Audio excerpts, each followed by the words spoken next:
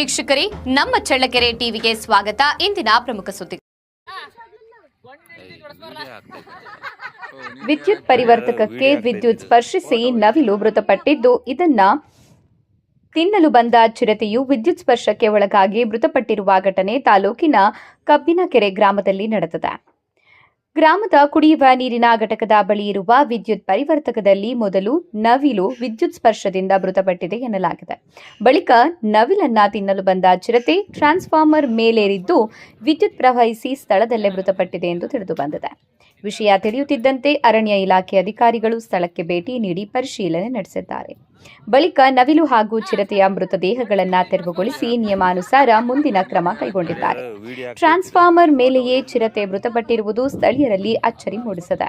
ವಿದ್ಯುತ್ ಪರಿವರ್ತಕದ ಸುತ್ತಮುತ್ತ ಸೂಕ್ತ ಸುರಕ್ಷತಾ ಕ್ರಮಗಳನ್ನು ಕೈಗೊಳ್ಳಬೇಕು ಎಂದು ಗ್ರಾಮಸ್ಥರು ಒತ್ತಾಯಿಸಿದ್ದಾರೆ.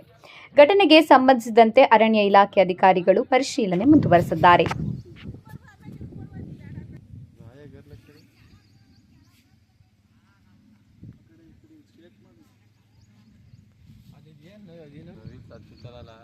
ಅದು ಪರ ಪರ